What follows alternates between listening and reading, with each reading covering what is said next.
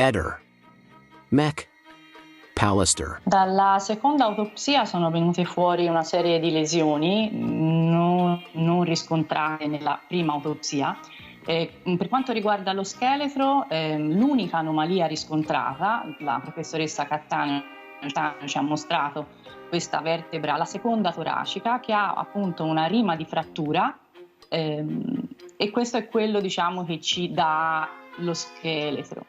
In aggiunta a questa lesione dello scheletro vi sono, passando alla parte istologica, tutta una serie di altre lesioni che vengono sia dalla seconda autopsia che dalla prima. La seconda autopsia infatti ci porta anche una lesione sotto la mano destra, una piccola lesione sopra lo sterno, e queste lesioni si aggiungono quindi a quelle già analizzate, che noi abbiamo rivisto insieme dalla prima autopsia, dove abbiamo infiltrazioni emorragiche a livello cerebrale, infiltrazione subpleurica e l'infiltrazione al labbro. Questo, diciamo, è il quadro della lesività che presenta il cadavere di Liliana. Per la distribuzione e la morfologia, il quadro complessivo delle lesività unito vi ricorderete, Liliana aveva una presenza copiosa ematica sul volto, che noi non ritroviamo sul vestito. E vi ricorderete che i vestiti di Liliana sono pulitissimi. Quindi il quadro lesivo unito all'assenza di sangue sia sui vestiti, sulla superficie vegetale, questo contrasta tantissimo con ipotizzare una caduta accidentale, anche perché vi ricordo che Liliana aveva le mani pulite e ancora una volta i vestiti puliti.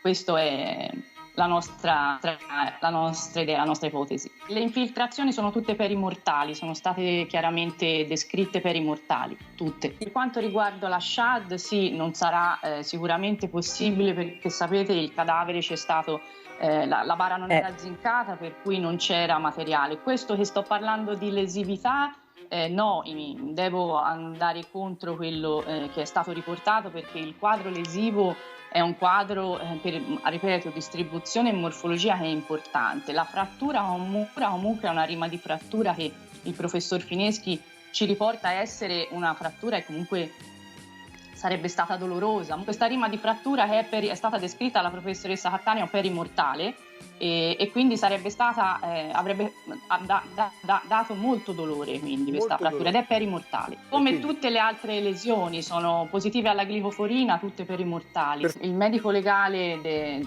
sempre di parte civile ovviamente, del marito era Barisani, ed è stato lui proprio il primo a indicarci durante la prima autopsia che quelle lesioni erano incompatibili con una caduta, e abbiamo avuto anche modo di parlarne insieme con Barisani. Anche lui sostiene che queste lesioni non sono incompatibili con una caduta, quindi l'idea era questa. Certo che noi dobbiamo avere il massimo rispetto, perché la relazione ancora non è finita, quindi questo ovviamente è quello che sicuramente porteremo avanti. La Cattaneo concluderà che è un'aggressione. Questo la professoressa Cattaneo e gli altri ancora non si sono esposti, e quindi non porto ovviamente massimo rispetto, attendiamo la stesura, ma la sensazione era difficilmente spiegabile in un'altra ipotesi. Si esclude la caduta. È un pensiero sicuramente comune, come finalmente si esclude che Liliana fosse in quel boschetto, si trovasse nel boschetto da 22 giorni,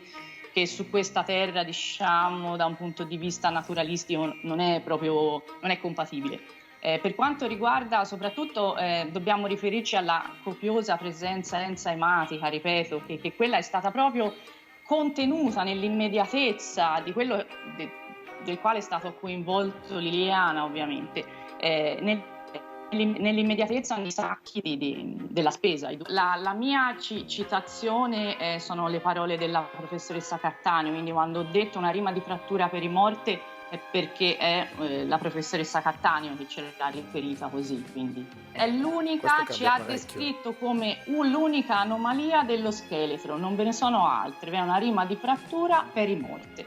I medici legali presenti, la lesione era tale da provocare dolore e impedire delle normali commissioni. Questo è quello che i medici legali ci hanno detto. Vi ricordo che ovviamente è confermata al 100% che la morte è per asfissia, quindi molto probabilmente se Liliana è stata coinvolta in qualcosa perimortalmente, quindi nell'immediatezza della morte, aveva questa perdita ematica copiosa, quindi è stata rivestita la testa per trattenere il sangue, ovviamente, e lei purtroppo è morta anche lentamente, non so, mi immagino per asfissia, per i sacchi.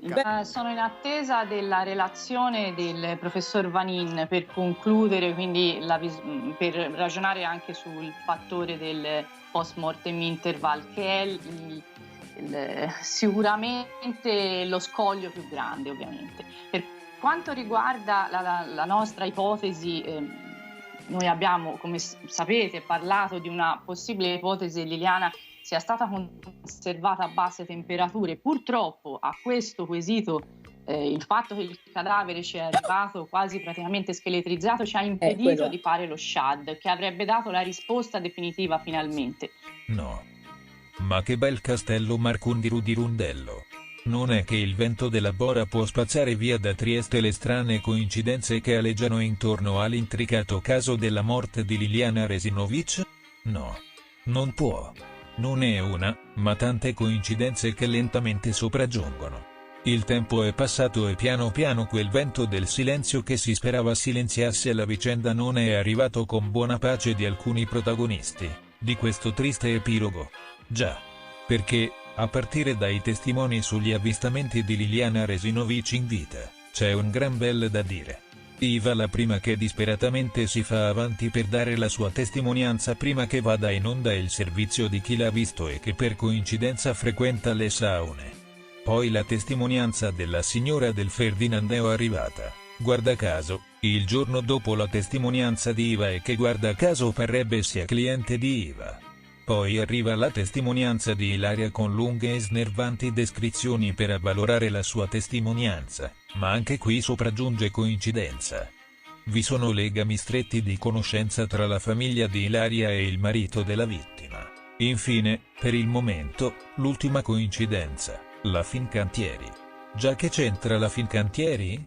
Guarda caso, l'amico o parente che sia di Sebastiano, di Visintin. Citato in questi giorni per gli oramai noti contatti telefonici del famoso 30 dicembre 2021 e proprietario di un centro di apicoltura. Con riferimento ai famosi semini gialli ritrovati sugli indumenti di Liliana, lui e sua moglie, guarda caso lavorano alla Fincantieri e guarda caso anche la testimone P. Graziella che dice di avere visto e incrociato Liliana Resinovic all'altezza dell'ospedale maggiore di Trieste lavora. Anch'essa presso la Fincantieri. Non cominciano ad essere un po' troppe le coincidenze? Possibile che questi legami e coincidenze non siano mai state approfondite? Chissà per quanto tempo deve spirare il vento della Bora di Trieste perché in diversi possano tirare un sospiro di sollievo per chi ha compiuto un omicidio nella speranza di cavarsela e farla franca.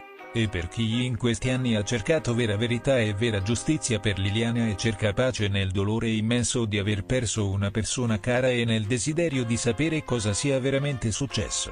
E poi la grande assente Mara. Mai sentita a Sit.